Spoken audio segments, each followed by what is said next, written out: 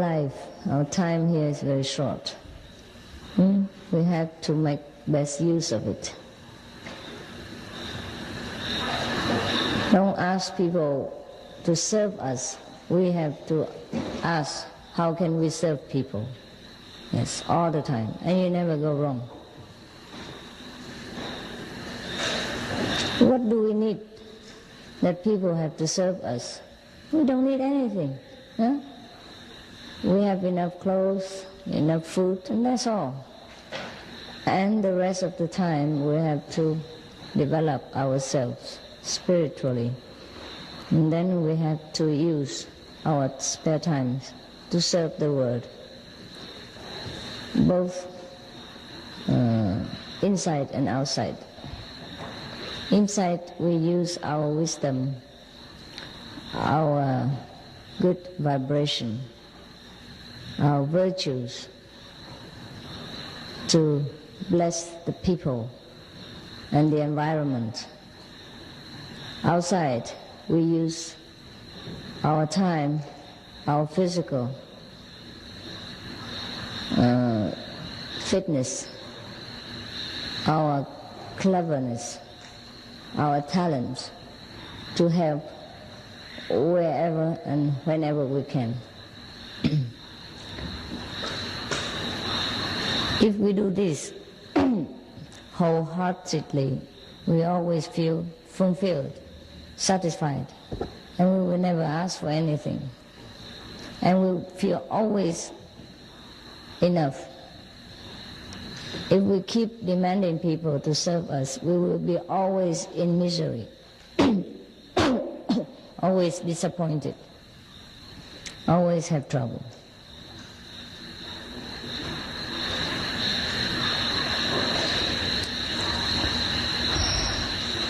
We provide for the people, and God will provide for us. That is the way of working in the universe. If everyone works like that, the system of the world will run very smoothly, and no one is ever lack of anything. But because we do not work this way, therefore the world is in such a state of wanting. Sooner or later, we will have to be the torch bearers. I mean, in spiritual field as well as in worldly achievements. We will have to be the forerunner, the leaders of the world, not in political movement, not in revolutionary reaction, but in shining examples of sacrifice, of love. That's how we rescue the world.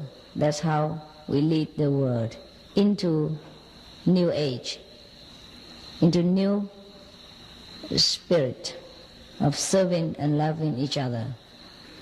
Love thy neighbor must not be only an empty sentence, but it should be a very ordinary, day-to-day, basic,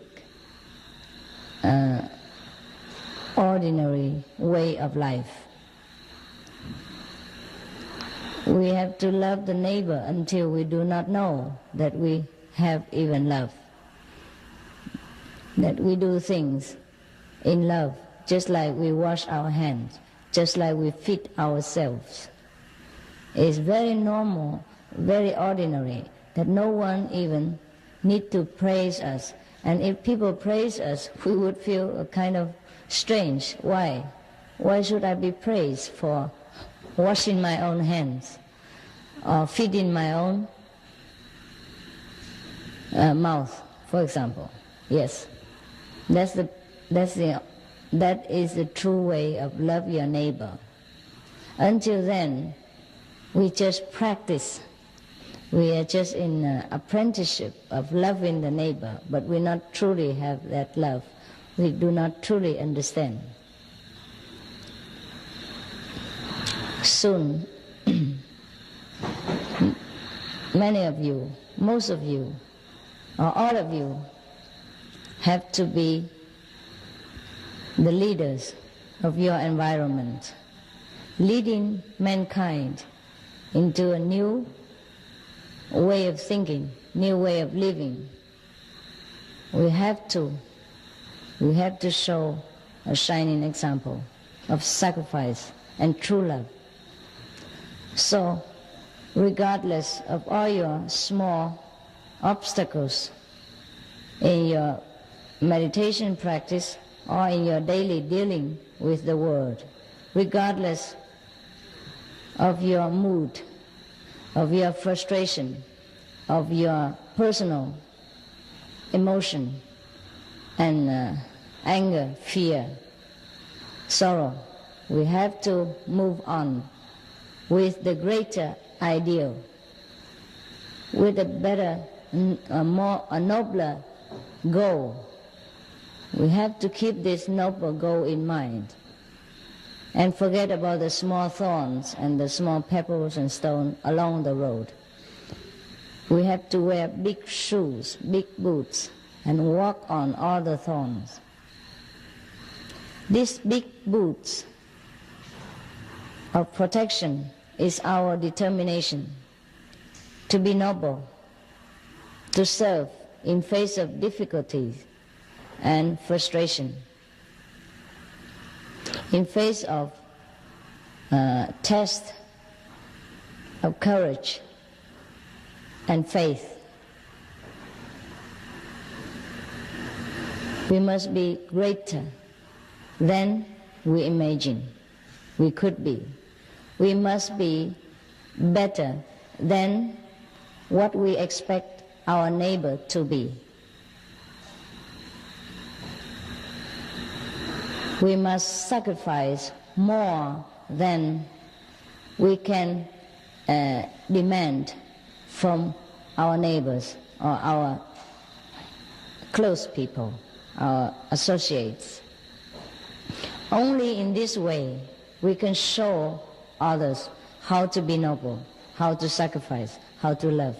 We have to sacrifice in such a natural way, in such a repeated circle, until we do it without knowing that we sacrifice, until we sacrifice without thinking that we sacrifice, until the word sacrifice doesn't mean anything to us at all, because we do things in such a natural, automatic way.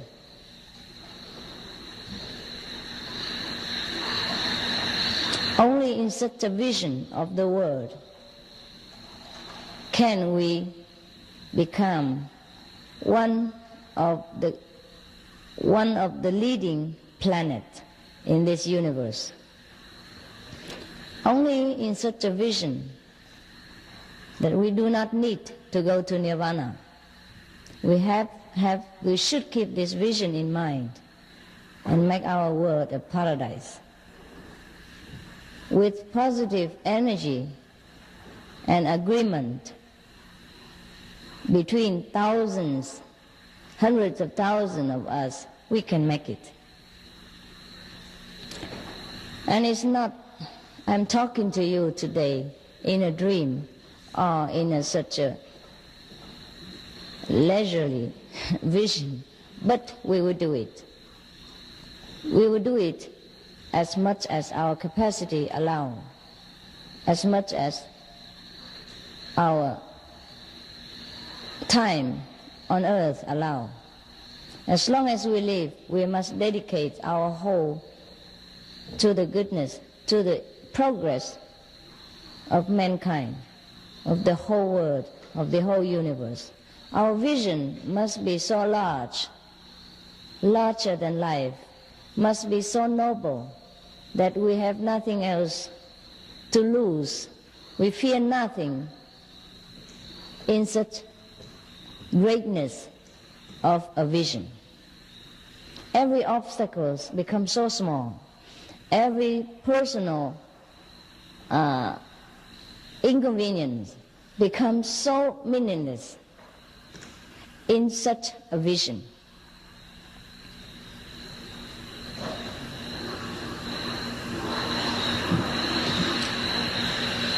I do not feel that we are talking like a dream or just making a vision, but I feel that it will come true someday. It might have already begun to take root, but it will have to branch forth into all directions and make new buds, new flowers, new branches. It has to grow larger, greater, faster, and envelop the whole world with the spirit of love and service, unconditional service.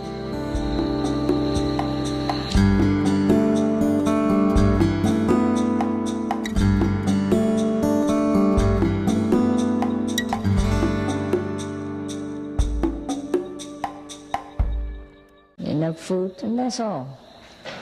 And the rest of the time we have to develop ourselves spiritually. And then we have to use our spare times to serve the world, to bless the people and the environment. Outside, we use our time, our physical fitness.